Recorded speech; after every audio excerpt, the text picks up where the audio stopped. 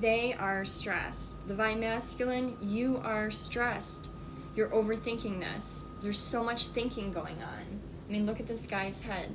He's got books, he's got question marks, he's got ideas, he's got a clock there. The clock, it's like time is of the essence. It says, I am emotionally drained to the point to where I am beginning to shut down. They're at a point to where they have overthought this scenario and the situation so much that it's all consuming and it's taking a toll on them. Like, they're feeling like they're in a rut as far as other things aren't being accomplished, or they're sleepwalking through their days and getting through and doing the motions, but not actually realizing, like, how did I get here? It's the end of the day already. I don't even remember what transpired through my day. I did everything I needed to, but I don't remember doing everything I needed to because I was so caught up in my feelings and thoughts about this divine feminine. And it's getting to a point where it says self-sabotage, withholding love from you. I withhold love from myself, self-doubt. So I'm getting that their past situation and what they've been through, as far as with this last individual that they were brokenhearted over, is a huge part of the reason why they are so reluctant and they hold back into moving forward into communication with you. This is such a stronghold on their mind and their spirit. And yes, they did do the work. Divine masculine, you have done so much work and growth, but this is a very sensitive area for you. This is something that is still a huge trigger, and it still has residual energy that is causing you to doubt yourself and starting to question your worth. And because you're questioning these things and these old wounds are reopening and they're causing you to not have confidence, you're starting to dislike this whole feeling, because it's like backtracking. It's like, I did all this work and I felt so great about myself and I had so much confidence, and I was in this upward swing or cycle of, of my glow up and of feeling like I took the reins of my own life, and I loved that feeling. But now that I'm back to this pursuing of another individual and hoping that they reciprocate those feelings, you're coming back to this self-sabotage and this lack of confidence, and you don't like that energy. You're feeling like it's too reminiscent of how you felt with your past person. And then we have solitude. This card has been coming out. This card has been coming out in all of my readings recently. No matter how many times I shuffle and whatever, this card always comes out. It says, the silence between us has given me the insight needed to set my soul free.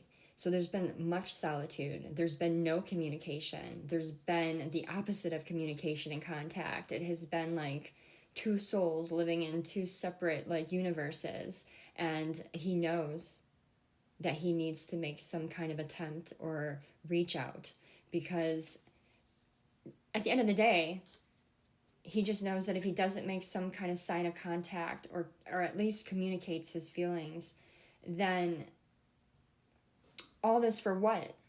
For nothing. All this heartache, all this stress, all this self-sabotage, everything he went through last year, all the growth, everything that he has done to this point, for what? He finally found his divine feminine, and he's just going to sit idle and not make a move. But there's also a level of gossip going on in regards to this dynamic, this energy of the two of you. You may not realize the amount of people that know that this divine masculine has feelings for you. You may have like a hunch that he does, but you don't really know. But people do. Maybe he said something to someone at some point. It says, everyone is talking about the relationship. People are jealous of your connection.